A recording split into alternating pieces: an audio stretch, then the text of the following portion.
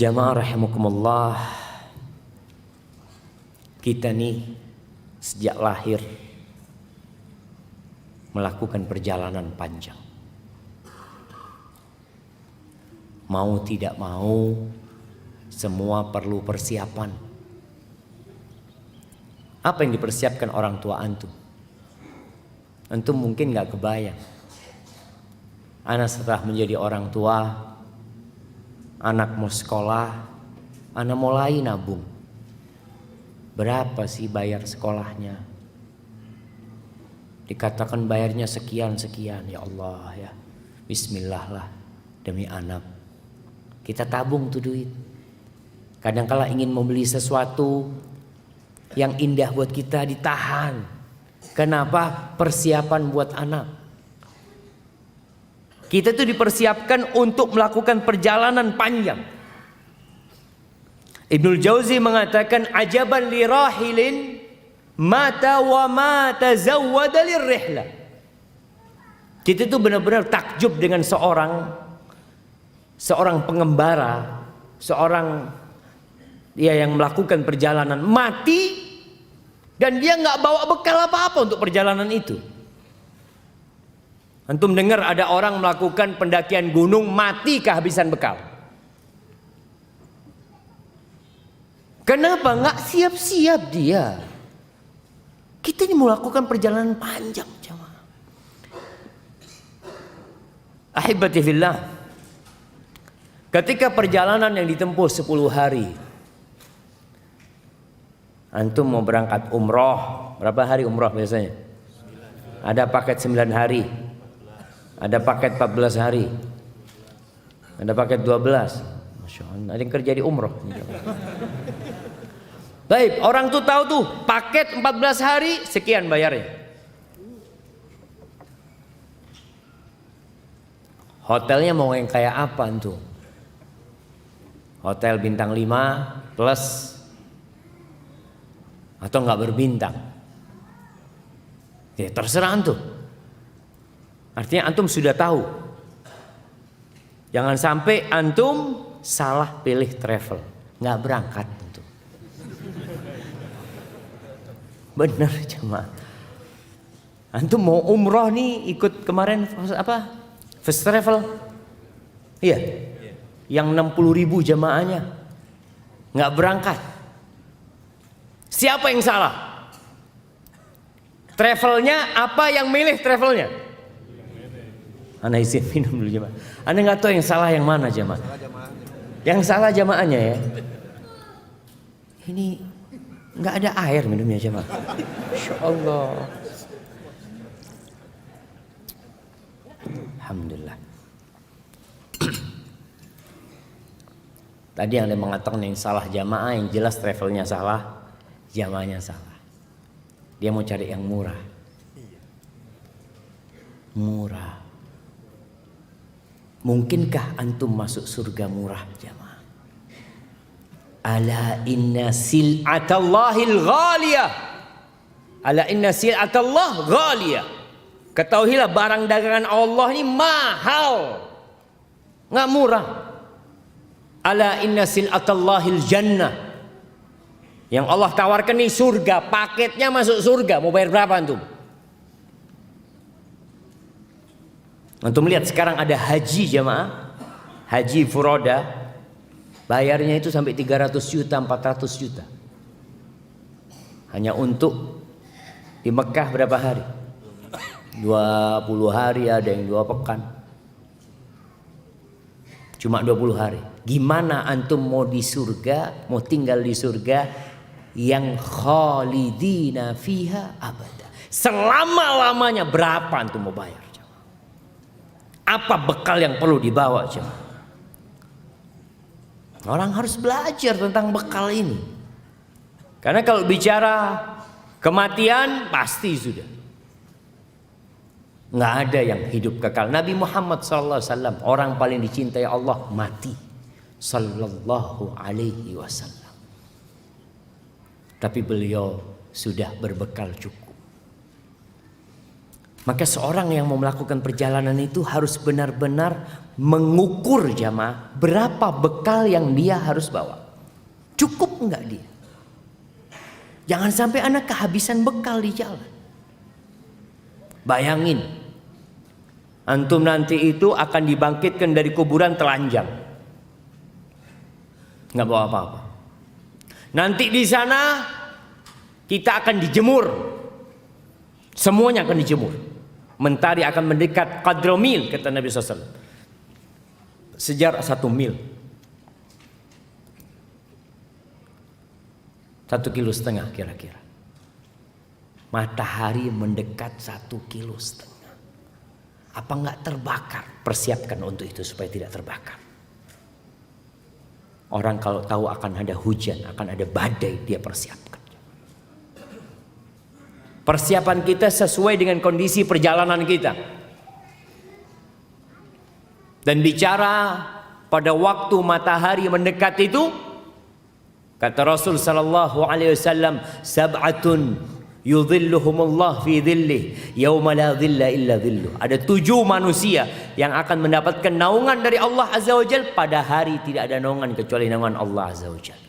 Oh, ana harus siap-siap jadi salah satu dari 7 itu. Apa yang 7 itu jamaah? Nah, antum kayak baju biru. Siapa 7 orang yang akan mendapatkan naungan dari Allah? Sebutkan 1 doang. Biar dia jemaah. Ini anak-anak muda ini biar nggak ngantuk kan. Nah, 1. Beriman. Ya kalau nggak beriman jelas dia betul jemaah. Syaratnya beriman. Semuanya beriman jemaah. Anak kasih hadiah nggak apa-apa. Nah, kasihkan ke dia. Baik, fadhal. Ahli sedekah. Pemuda yang tumbuh dalam ketaatan. Tunggu. Siapa yang mau jawab? Antum? Ya, sebutkan 7. Bukan 1. Dia 1 tadi. Yang 7 lengkap. Nah, fadhal. Pemimpin yang adil, pemuda yang tumbuh beribadah kepada Allah. Laki-laki yang hatinya bergantung ke masjid. Orang yang bersedekah dengan tangan kanannya, tangan kirinya nggak tahu. Nah, 5. Laki-laki yang diajak berzina sama perempuan cantik, bangsawan, masya Allah, tapi dia mengatakan aku takut kepada Allah. 6. 2 orang yang saling mencintai karena Allah, berkumpul karena Allah, berpisah karena Allah. 1 lagi, orang yang mengingat Allah kemudian menangis meneteskan air mata. Masya Allah. Fadhal. Baik. Kembali kepada tadi itu. Ada 7 orang. Antum jadi yang mana gitu? Antum berpikir ana masuk yang mana ya? Bekal ana tumbuh besar taat kepada Allah enggak? Ana waktu muda nakal. Pemimpin adil, aduh, kita belum jadi pemimpin aja udah zalim kayak gini. Yang ketiga, diajak berzina, aduh, mungkin wallahu a'lam saat anak kayaknya nggak kuat kalau yang itu. Iya, artinya antum harus lihat 7 ini antum masuk yang mana gitu loh. Yang menangis di tengah malam nggak ada orang, nggak juga. Nangis ditinggal mati orang tercinta. Tapi nangis karena Allah hampir nggak pernah. Sedekah selalu kelihatan sama teman. Ini sedekah nggak kelihatan. Terus mencintai karena Allah, kumpul karena Allah. Aduh, kayaknya persahabatan ana semua kepentingan dan masalah. Kalau antum tidak masuk yang ke-7, terus mau gimana? Ini bekal. Nanti ada penimbangan amalan. Nanti ada penyidikan. Nanti ada melewatin sirat. Antum persiapkan tuh. Ana mau lewatin sirat tuh pakai apa nantinya di sana? Bisa nggak modal sholat? Ya bisa. Tapi sholat yang gimana? Ahibati fillah. Al-Imam Ibnul Qayyim rahimahullahu ta'ala mengatakan masalihud dunya wal akhirah. Maslahat dunia dan akhirat.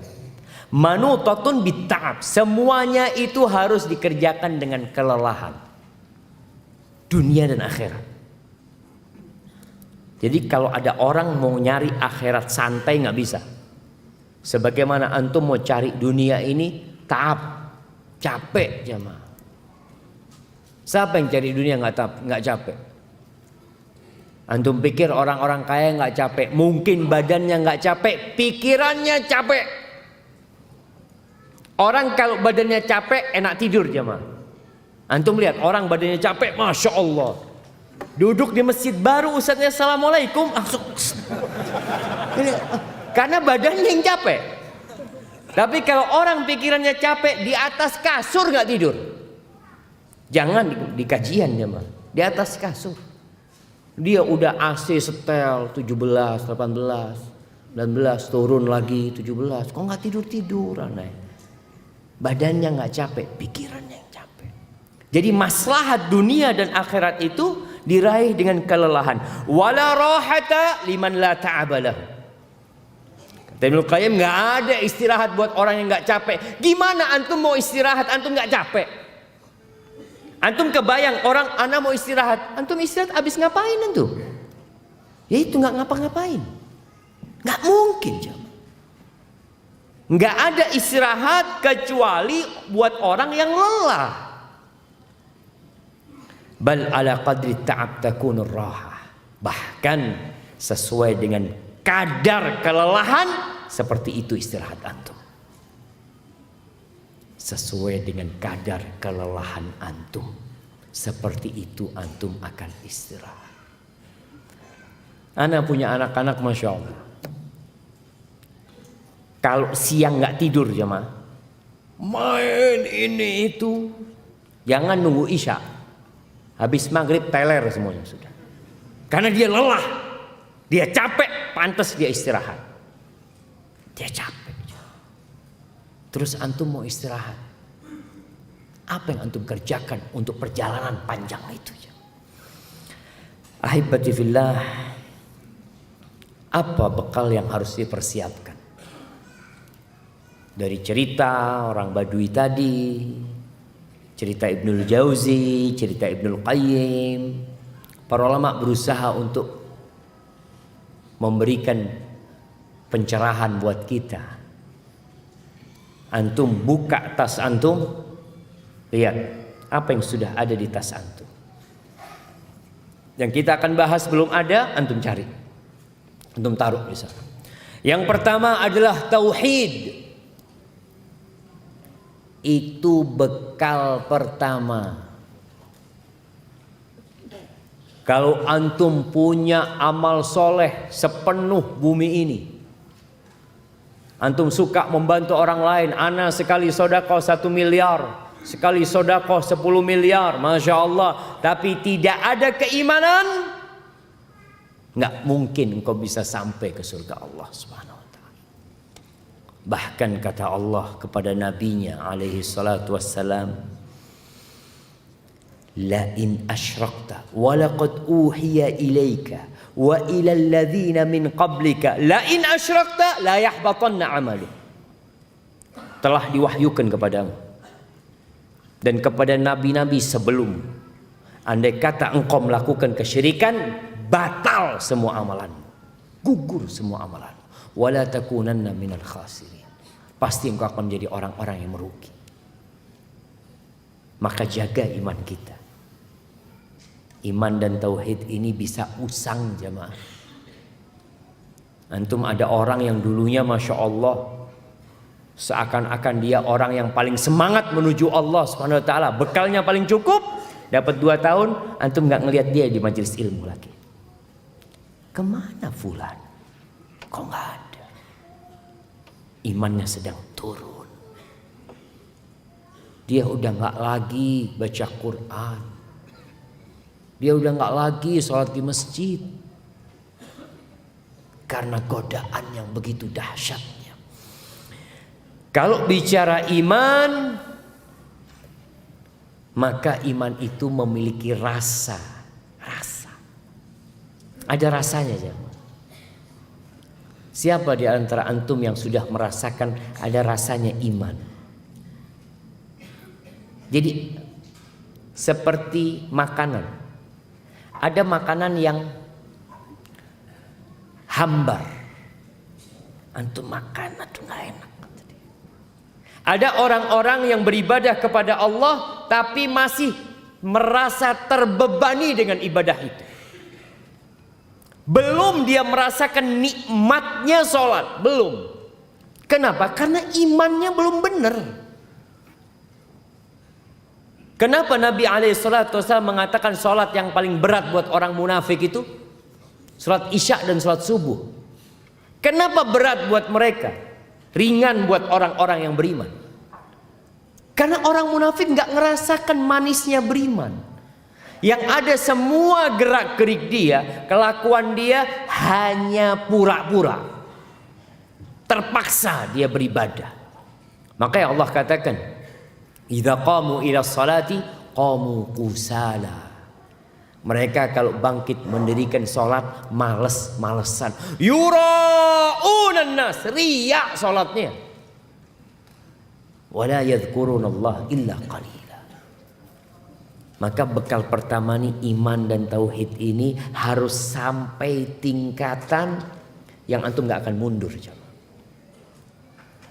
Ibnu Qayyim rahimahullahu ta'ala menjelaskan, gak ada orang yang masuk Islam yang beriman kemudian murtad, gak ada. Kalau imannya sudah bercampur dengan hatinya. Tapi kebanyakan kita itu belum bercampur dengan hatinya. Belum sampai itu. Sehingga antum siap untuk menjadi seperti Masyitatu binti Fir'aun. Siapa yang siap menjadi Masyitatu binti Fir'aun? Yang dia melihat anaknya satu persatu dimasak. Ibu nih jamaah, jangan ngelihat anaknya dimasak. Ngelihat anaknya ada yang nampar, ngelihat anaknya ada yang dorong sampai jatuh, gimana perasaan seorang ibu? Nih dia lihat anaknya dimasak di depan mata dia. Bukan satu, dua, tiga, empat, sampai bayinya pun dimasak. Nggak mudah jemaah. Kalau bicara bekal kita udah cukup belum? Iman antum udah cukup belum? Allah selalu mengatakan alladzina amanu wa amilus shalihat. Beriman. Dan kalau bicara merasakan nikmatnya iman,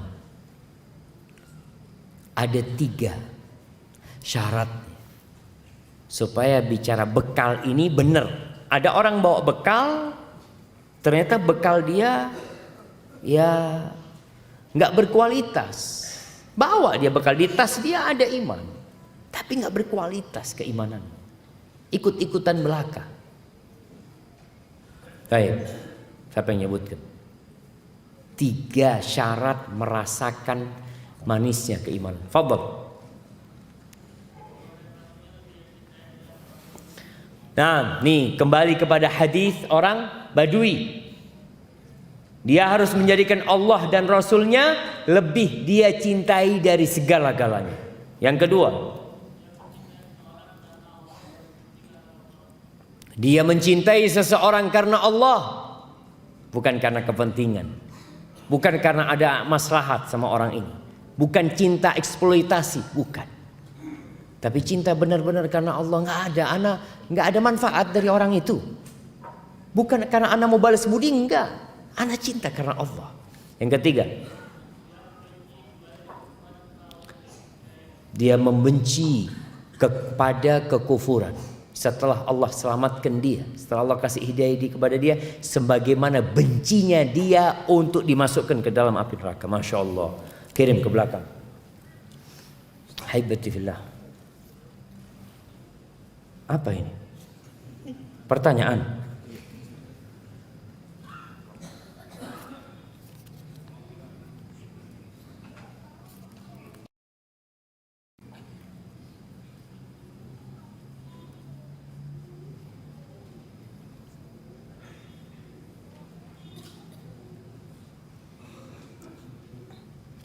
Masya Allah. Coba dibaca. Gimana supaya iman kita kuat? 3 tadi itu jamaah. Masukkan dalam keimanan kita. Cinta, kembali kepada cinta. Makanya antum kalau bisa ngelihat bagaimana para sahabat Nabi yang namanya Haram bin Milhan ketika ditusuk oleh musuh dari belakang sampai tembus ke dadanya, darah itu ngucur, dia ambil tuh darah mengatakan, "Fustu wa rabbil Ka'bah, menang aku demi Allah Subhanahu wa taala." Itu yang bunuh sampai bingung ya. Ini aku bunuh ngomong menang, gimana menang kata dia. Akhirnya orang yang membunuh masuk Islam. Karena dalam bayangan dia, gimana orang aku bunuh ngomong menang itu gimana? Ada sesuatu dalam dada dia. Itu keimanan. Kenal Allah Azza wa Jalla. Nggak akan antum cinta sama Allah kecuali antum kenal sama Allah SWT. Baik, yang kedua, setelah keimanan dan tauhid, yakin. Ada keyakinan di diri antum. Al-Imam Ibnul Qayyim mengatakan, wa fit tariqi awdiyatun wa syu'ub. Dalam perjalanan yang kita akan lewatin ini ada lembah-lembah, ada lorong-lorong, wa aqabat wa wuhud. Ada jalan yang mendaki, yang terjal, ada yang harus turun ke bawah, wa syuq wa ausad. Ada banyak duri-duri di sana. Ada banyak rintangan. Walususun yaqtata'irat tariq ala sairin. Dan ada perompak-perompak. Antum kalau dikasih tahu, anak ke Sumatera ada beberapa jalan. Kata mereka, Ustaz, kalau maghrib nggak ada yang lewat jalan ini, Ustaz. Nggak ada. Kecuali rombongan, Ustaz.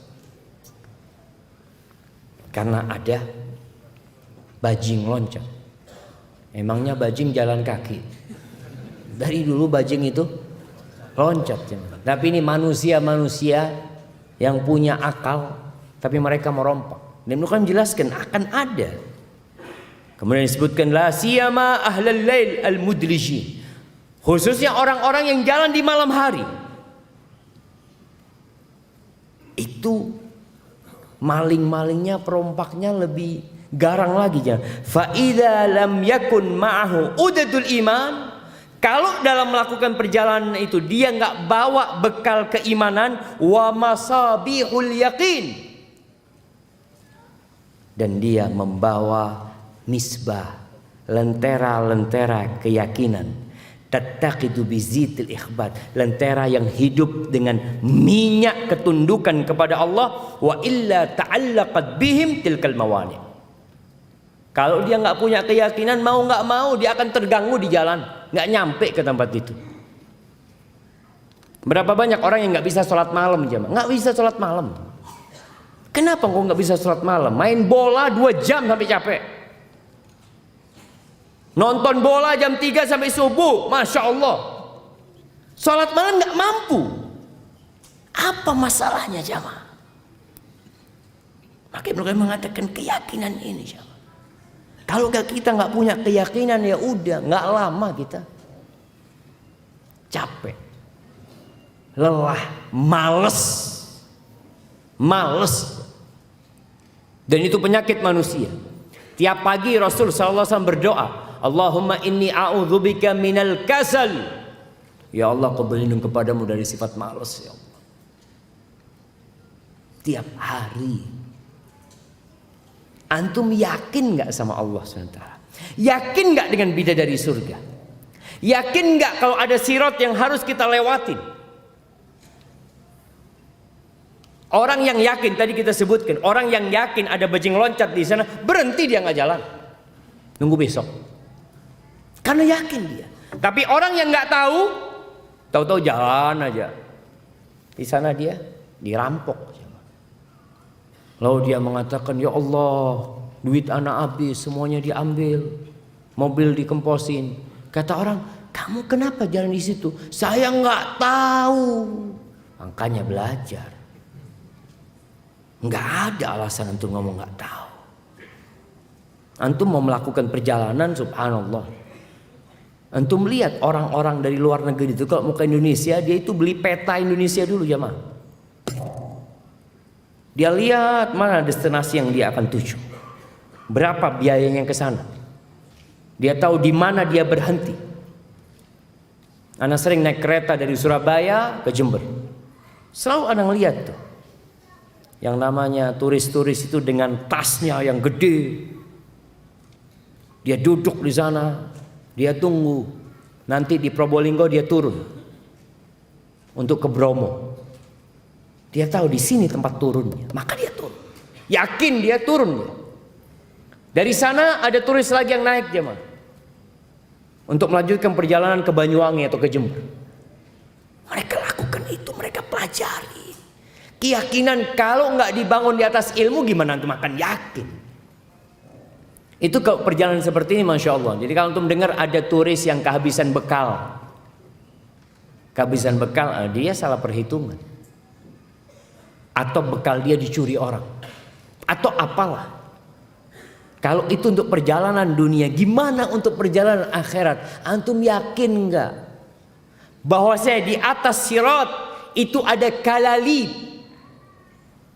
ada alat-alat besi-besi pembantol jemaah, yang orang melewatin sirat itu ditarik ke dalam api neraka. Antum yakin nggak kalau nanti sebelum menuju sirat itu ada kegelapan?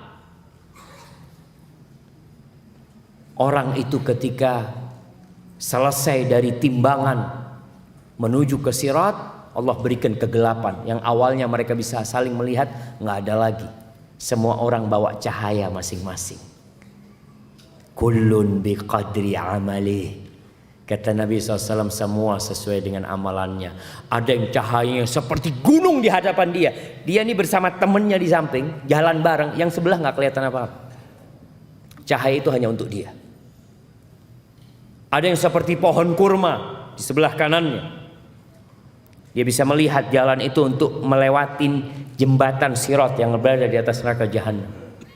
Sampai ada orang yang cahayanya hanya di jempolnya aja, kedap-kedip. Ketika bercahaya dia jalan, nggak bercahaya dia diam, jemaah, nunggu lama dia sampai cahaya itu ada. Antum yakin nggak dengan hal itu? Orang yang yakin bahwasanya berjalan ke masjid itu dihitung sama Allah Azza wa Jal, dia akan berangkat ke masjid. Langkah-langkah ke masjid, masya Allah. Sekarang ini ada aplikasi yang bisa tahu langkah antum ke masjid berapa banyak. Antum bisa tahu. Dulu kan bingung antum, ana berapa pahalanya ya ke masjid ya? Sekarang antum mau hitung sendiri bisa. Ada aplikasi kan? Antum mau ke masjid ya, bismillah. Ya Allah, kayaknya kurang jauh. Orang jauh cari yang jauh naik motor antum. Bukan jalan kaki. Tapi orang kalau yakin, bagaimana sahabat Nabi yakin? Ada sahabat Nabi sallallahu alaihi wasallam yang tinggal di Kuba jemaah. Dia itu jalan kaki ke Masjid Nabawi, jauh jaraknya 2-3 kilo. Akhirnya Nabi SAW dengar berita mereka mau pindah karena ada satu areal di sebelah masjid yang kosong. Mereka ingin pindah ke sana. Apa kata Nabi SAW? Diyarakum tuktab atharukum. Kalian tetap di kampung kalian, langkah kalian akan ditulis. Nggak jadi pindah mereka jemaah. Karena dalam bayangan mereka kita jauh, pahalanya sama-sama yang dekat. Ya ahsan cari yang dekat. Enggak sama. Kalian tinggal di rumah kalian akan ditulis langkah. Maka yang datang kajian ini, apakah sama yang tetangga masjid dengan yang jauh dari masjid? Yang paling jauh dari mana? Anda kasih hadiah. Dari Kerawang. Ada yang lebih jauh dari Kerawang ya, Mas? Mana? Lampung. Dari Lampung datang kajian ke sini, benar? Masya Allah. Masya Allah. Nggak apa-apa, kirim ke belakang sana yang Lampung. Nah, antum yang Kerawang Anda kasih. Masya Allah. Emangnya sama yang Kerawang sama yang tetangga masjid? Antum dari mana? Bengkulu. Antum Bengkulu tinggal di sini atau gimana? Ini datang kajian ke sini. Oh, ini Bandung. Ana Jember. Astagfirullahaladzim. Wallahi sahih jemaah. Artinya keyakinan itu yang membuat orang datang. Gimana sahabat Nabi berangkat dari Madinah ke Syam jemaah. Dari Madinah ke Syam. Cuma mau tanya satu hadis terus balik jemaah. Wah, rugi setia. Apa rugi? Perjalanan dia yang panjang sebulan itu ditulis. Maka keyakinan ini yang harus ada di diri kita, yang dibangun di atas ilmu. Makanya kenapa para sahabat Nabi berlomba-lomba. Suatu hari ketika perang Uhud. Dia perang Uhud apa perang Badar ya. Antara dua perang ini. Rasulullah sallallahu alaihi wasallam mengatakan, "Qumu ila jannatin arduha samawati wal ard." Kalian bangunlah, bangkit menuju surga Allah yang luasnya seluas langit dan bumi. Ini ada sahabat namanya Umair bin Hammam al-Ansari. Ya Rasulullah, jannatun arduha samawati wal ard. Surga itu luasnya seluas langit dan bumi. Kata Rasulullah, "Nah," kata dia. Bakin kata dia. Kenapa kau ngomong kayak gitu kata dia? Enggak Rasulullah SAW. Aku cuma berharap jadi penghuni surga. Apa? Kata Nabi SAW, anta min ahliya. Engkau termasuk penghuni surga. Oh, gimana Umar itu jamaah? Dia langsung keluarkan beberapa butir kurma. Untuk dia makan supaya ada energi lah dalam berperang.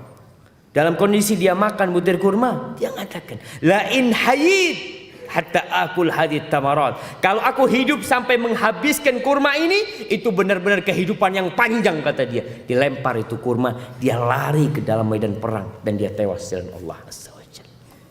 Apa yang menyebabkan mereka mau melakukan itu? Yakin. Kenapa ada yang sedekah 10 juta, ada yang sedekah 100 ribu? Kenapa Abu Bakar bisa bersedekah dengan semua hartanya, Umar nggak bisa seperti Abu Bakar Siddiq? Beda keimanan.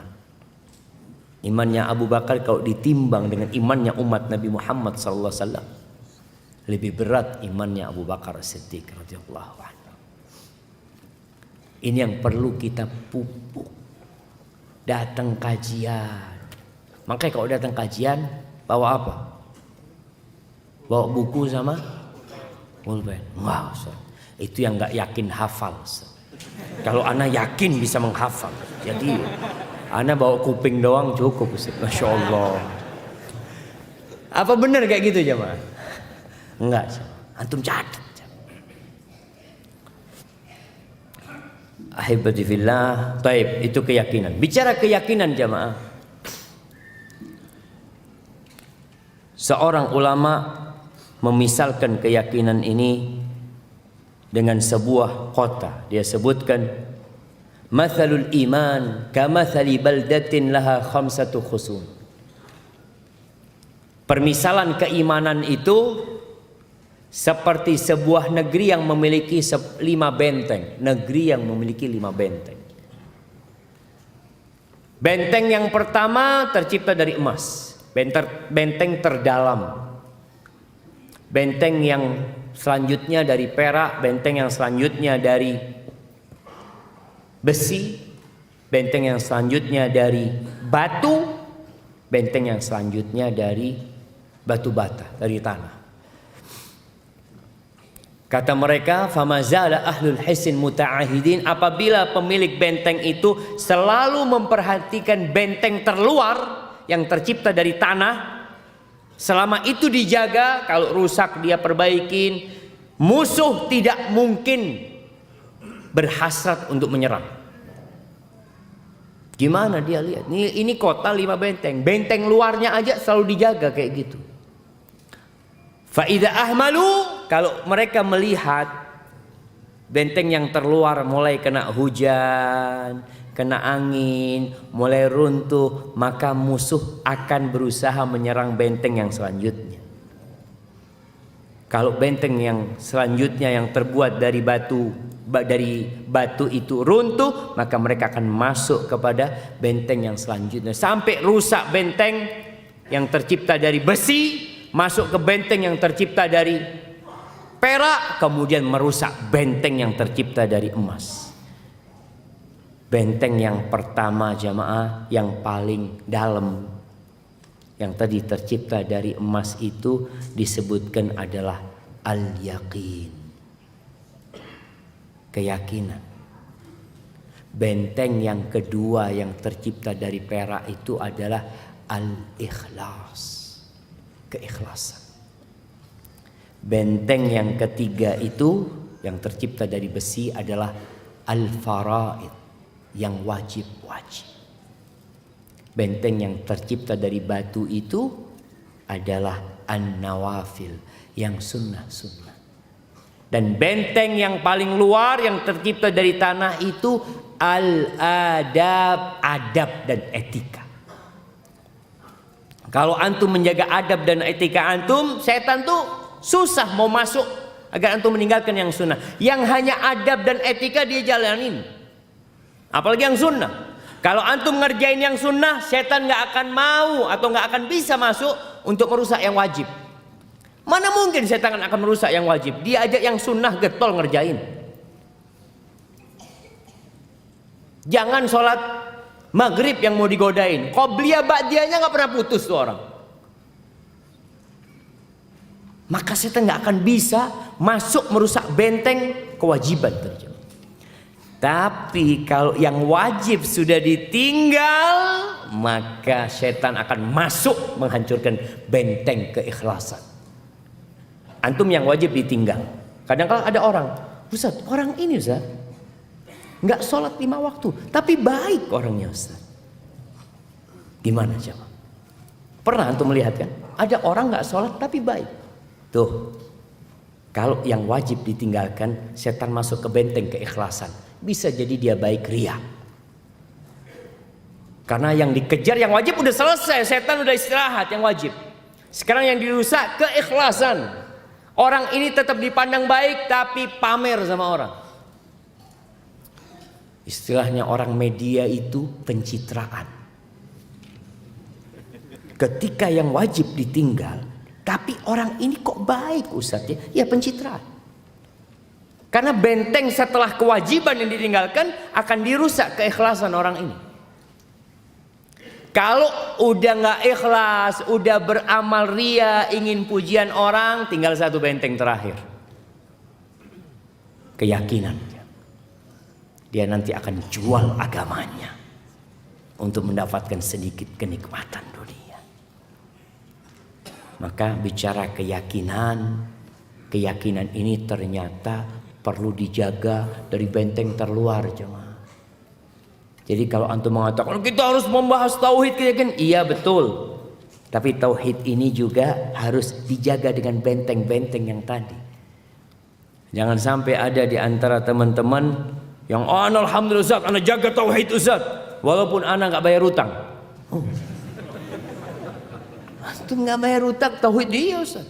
Ana ngaji kitab tauhid. Cuma bayar utang ini kan ya nantilah Allah Maha Pengampun. Ini udah nggak bener ini. Artinya belajarnya nggak sampai. Makanya kalau bekal yang pertama adalah tauhid dan keimanan, bekal yang kedua keyakinan, bekal yang ketiga adalah takwa. Takwa ini melaksanakan perintah, menjauhi larangan. Udah ada nggak antum? Tapi ingat, tetap kalau orang melaksanakan perintah dan menjauhi larangan nggak yakin, nggak ada keimanan, nggak ada gunanya. Orang-orang munafik tuh sholat, berangkat jihad, ikut perang. Orang munafik ikut perang, tapi nggak ada gunanya buat mereka. Karena amal soleh yang tidak dibangun di atas keimanan dan keyakinan kepada Allah Subhanahu wa taala nggak ada manfaatnya. Maka kalau bicara takwa ini Allah mengatakan wa tazawwadu fa inna khairaz zadit taqwa. Kalian bawa bekal dan bekal yang terbaik adalah takwa. Umar bin Abdul Aziz rahimahullahu taala mengatakan fa inna dunya laysat bidari qarar. Dunia ini bukan tempat tinggal, kata Umar bin Abdul Aziz. Darun kataballahu 'alaiha al-fana. Sebuah negeri yang Allah sudah putuskan, yang tinggal di dalamnya akan fana. Apapun yang ada di dalamnya, fana. Wa kataba 'ala ahliha minha dha'an. Dan Allah menetapkan kepada orang yang berada di dunia, mereka akan sampai kepada satu titik mati. Mereka akan meninggalkan dunia. Makanya kalau orang mati disebut meninggal dunia. Maksudnya meninggalkan dunia. Berapa banyak orang yang memakmurkan, membangun, membina rumah, usaha, nggak lama tahu-tahu dia mati atau usahanya rusak. Lalu Umar bin Abdul Aziz mengatakan fa ahsinu rahimakumullah minha ar-ruhla. Kalian ya baik-baiklah persiapan untuk melakukan perjalanan itu. Apa saja yang kalian milikin gunakan untuk melakukan perjalanan. Dengan cara melaksanakan perintah dan menjauhi larangan. Ahibati fillah,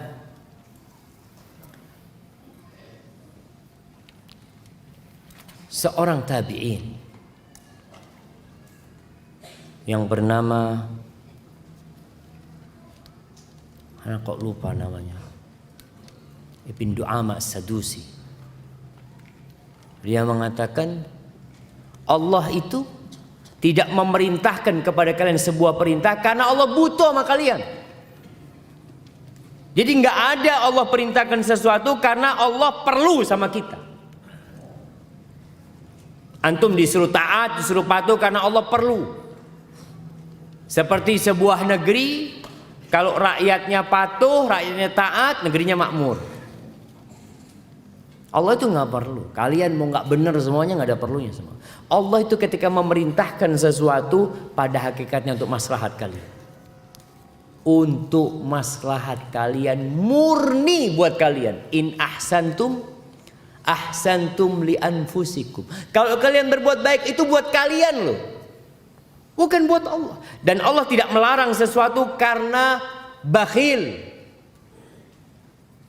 Karena Allah pelit dengan sesuatu. Enggak. Semua yang diharamkan antum lihat. Semua yang diharamkan antum catat. Pasti berbahaya.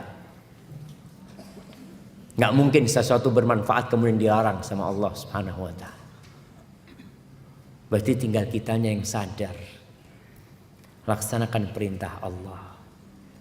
Orang sekarang ini dia lupa dengan perjalanan akhirat, sibuk dengan bekal dunia. Sampai lupa dengan halal haram. Kenapa banyak orang di penjara sih jemaah? Apa sih yang menyebabkan mereka di penjara? Karena lupa dengan halal haram. Isinya penjara itu orang kayak apa? Maling, perampok, pemerkosa, koruptor, penipu, begal, semuanya. Kalau antum lihat, orang-orang urusan dunia, membunuh. Kenapa mereka membunuh? Karena urusan dunia. Kalau yang ceritanya tadi kita singgung, first travel, yang membuat puluhan ribu jemaah tidak berangkat umroh, kenapa sih? Maunya dia apa? Oh enggak, saya ingin berkhidmat kepada jemaah supaya bisa beribadah di sana. Bohong. Dia pikir dunia itu akan menambah umur dia. Dia berpikir semakin kaya dia akan semakin bahagialah. Allah mengatakan man amila salihan min dzakarin aw untha wa huwa mu'min falanuhyiyannahu hayatan thayyibah. Barang siapa beramal soleh, laki-laki, wanita beramal soleh, melaksanakan perintah Allah, menjauhi larangannya, wa huwa mu'min, syaratnya dia beriman. Jadi kalau ada orang yang mengatakan semua agama sama, mungkin nanti di surga akan ketemu tuh sama orang-orang kafir yang dia sebutkan. Enggak.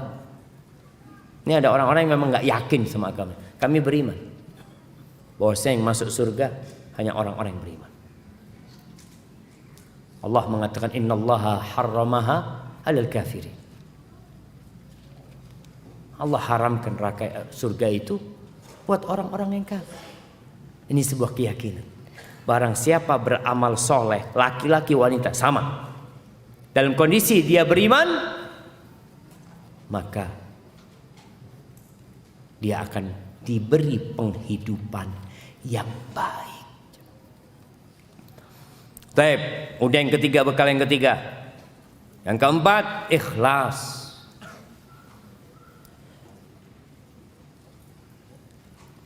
Ikhlas ini bekal yang membuat antum tidak akan lelah, jemaah. Tidak akan sakit hati. Tidak peduli dengan omongan orang. Orang mau memuji, mau mencela, mau dibully, mau diapain, nggak ada urusan. Kalau antum ikhlas. Ikhlas itu adalah ifradul qasdi lil haqqi subhanahu wa ta'ala. Menyatukan tujuan hanya untuk Allah. Nggak ada yang lain. Maksudnya cuma buat Allah azza wa jalla. Ketika antum sodakoh bantu orang, ngasih bantuan kepada orang nih buat teman-teman ya, yang suka membantu. Ketika antum ikhlas lillahi ta'ala, antum tidak akan pernah sakit hati. Tapi kalau ada maksud lain, hadza fulan gak tahu diri, ana yang bantu dia dulu, berarti antum gak ikhlas. Antum bangun sebuah pesantren, kadangkala masya Allah pesantrennya udah jadi, anak antum dimasukin gak diterima aja karena nggak lulus tes. Ini aku yang bangun, kata dia. Nggak ada urusan bapak yang bangun atau siapa. Tapi anak bapak nggak lulus tes, nggak bisa baca Quran. Kalau dimasukkan kesian. Tapi kalau orang ikhlas lillahi ta'ala nggak apa-apa, bismillah. Anak bangun sekolah lagi, anaknya masukin sana. Masya Allah. Ikhlas. Orang kalau sudah tujuannya buat Allah azza wa jalla, wallahi jamaah. Kalau kita bicara dakwah, orang kadang-kadang berpikir ustadz tuh harus ikhlas. Betul, ustadz tuh harus ikhlas. Penggiat dakwah harus ikhlas. Makanya para penggiat dakwah nih, panitia-panitia yang capek mungkin, yang mungkin wajahnya nggak pernah nongol di kamera karena ngurusin parkiran. Ketika pembagian tugas, antum bagian parkir. Ana masa di parkiran terus panas-panas. Kali-kali lah dampingin ustadz. Masya Allah. Kalau urusannya ikhlas, ana mau jadikan keset nggak apa-apa. Yang penting ana ditulis sama Allah bantu dakwah ini. Ana mau ditaruh di tempat parkir, nggak ada urusan. Ana yang penting Allah tahu sama ana. Antum tahu jemaah, ketika Umar bin Khattab dapat berita kematian para sahabat Nabi pada perang Qadisiyah, panglima perangnya meninggal dunia. Dikasih tahu Umar sama orang ini, datang dari sana memberitahu kemenangan, tapi disebutkan fulan meninggal ya Umar, ihtasib fulan meninggal, disebutkan sama orang ini. Lalu orang ini mengatakan, wa akharun ya Amirul Mukminin la ta'rifuhum. Dan masih banyak lainnya yang meninggal dan engkau tidak kenal sama mereka. Apa kata Umar? Wa ma darrahu an la ya'rifahum Umar. Apa yang membahayakan dia? Umar enggak kenal sama mereka, tapi Allah kenal sama mereka. Ada urusan. Wallahi jamaah. Kita perlu ikhlas. Jaga hati ini. Kalau bicara dakwah, antum ada di dakwah ini, membantu dakwah ini, nggak bantu dakwah ini nggak perlu sama antum. Allah akan datangkan generasi yang lain yang akan menegakkan dakwah. Jangan pernah merasa telah memberikan kontribusi kepada dakwah. Karena sejatinya antum yang dapat kesempatan untuk menyampaikan agama Allah ini. Tolong dijaga hati ini. Lillahi ta'ala. Makanya kalau lillahi ta'ala, tukang parkir itu kadang-kala jemaah dimarahin sama jamaah ya. Ini gimana mobil Anda ditutup? Iya. Padahal dia udah kecapean ngurus orang banyak. Pernah Anda sekali isi kajian di Makassar jemaah.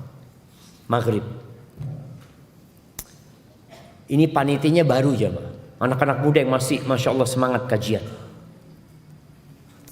Adzan maghrib, qomat, panitianya semua ikut sholat, ikut dengarkan kajian.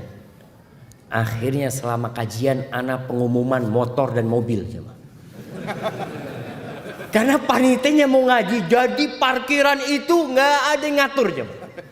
Semua jamaah kalau nggak diaturkan taruh langsung sholat. Allahu Akbar. Datang selanjutnya motor, datang mobil, nggak beraturan. Ana ngomong nih, antum bayangkan kalau panitia nggak bekerja, nggak jadi kajian ustadznya. Dari awal ustadznya cuma ngumumkan tolong mobil ini dipindah, motor ini dipindah, sampai hampir isya pengumuman. Itu kejadian. Artinya panitia ini mau nggak mau antum berkorban gitu. Bukannya nggak mau kajian panitia. Memang dia harus ngurusin itu. Tapi antum berharap ya Allah mudah-mudahan dari semua yang dengerin kajian ana dapat pahalanya ya Allah. Ikhlas lillahi ta'ala. Kepanasan mau apa nggak ada urusan. Maka kalau bicara ikhlas semuanya dituntut ikhlas ya Allah.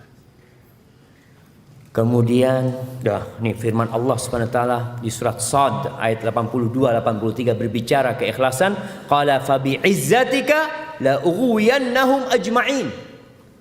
Ketika syaitan mengatakan ya Allah dengan kehormatanmu aku akan sesatkan semua dari hamba-hambamu illa ibadaka minhumul mukhlasin, kecuali hamba-hambamu yang ikhlas. Setan tuh nggak bisa godain orang ikhlas. Dia mau masuk dari mana nih orang ikhlas? Makanya jaga keikhlasan hati kita. Kemudian yang kelima, amal soleh yang tersembunyi. Perlu bekal jamaah, amal soleh yang tersembunyi.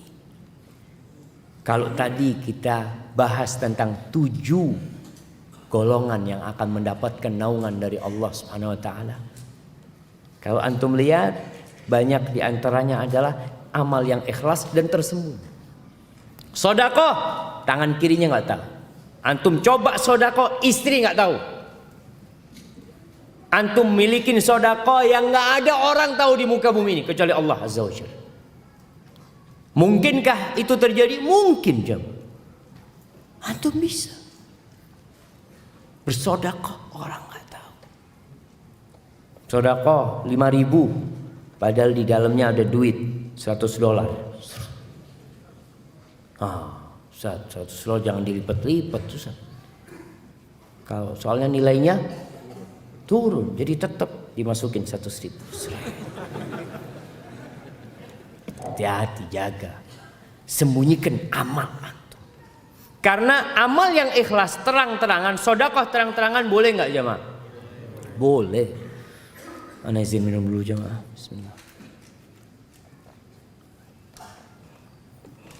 Alhamdulillah. Kata Allah Azza wa Jalla, in tubdus sadaqati fa ni'immahi. Kalau kalian sedekah terang-terangan itu baik. Wa in tukhfuha wa tu'tuha al-fuqara fa huwa khairul lakum. Tapi kalau kalian sembunyikan sedekah kalian dan kalian berikan kepada orang-orang fakir tanpa ada yang tahu, itu lebih baik buat kalian. Ketika amalan ikhlas tersembunyi, orang ikhlas saja setan nggak bisa godain. Gimana kalau ikhlas tersembunyi? Maka Rasul SAW menyuruh kita sholat sunnah di rumah. Nggak harus sering ngelihat. Antum kenapa sholat malam lebih dicintain Allah? Nggak ada yang ngelihat. Antum capek, lelah, ngantuk, istri pun kadang-kala nggak tahu. Antum sholat malam. Tapi kalau di masjid ya udah yang wajib kita lakukan di masjid. Tapi kalau antum mau sholat qabliyah ba'diyah usahakan di rumah. Puasa, masya Allah. Ada orang yang puasa bertahun-tahun, nggak ada yang tahu kalau dia puasa Senin Kemis. Tapi setan nggak akan berhenti godain antum. Akhirnya suatu hari, alhamdulillah Pak Ustadz, saya ini Senin Kemis sudah 20 tahun Pak Ustadz. Masya Allah. Oh enggak Ustadz, saya bukan mau riya Ustadz. Enggak, saya hanya ingin menceritakan nikmat Allah kepada saya. Iya, tapi lebih baik kalau disembunyikan. Ada orang yang menceritakan hal itu benar bukan riya. Tapi kalau disembunyikan nggak ada orang tahu itu akan lebih baik. Gak ada yang tahu sudah. Alim ulama terdahulu jamaah benar-benar tahu dengan amalan yang tersembunyi. Kadangkala ada tamunya, dia lagi baca Quran, ada tamunya masuk, Qurannya itu ditutupin sama dia. Kalau sekarang ada tamu masuk, Qurannya masih terbuka, masya Allah. Fadal masuk, masya Allah. Sambil melanjutkan baca Quran. Lagi ngaji, enggak, sebentar, selesaikan ngajinya, masya Allah. Maka hati-hati, perlu dijaga, disembunyikan, jangan ada yang tahu. Kata Nabi SAW, liyakun li ahadikum khib'un min amalin soleh. Hendaklah setiap kalian itu punya amal soleh yang tersembunyi. Ini bekal akhirat jamaah, dan itu juga bekal untuk husnul khatimah insyaallah. Kemudian yang terakhir, yang keenam. Apa bekal yang keenam? Sabar. Sabar. Ya betul yang keenam jamaah. Rasulullah sallallahu alaihi wasallam mengatakan as-safaru qit'atun minal azab. Perjalanan itu sebagian dari siksaan.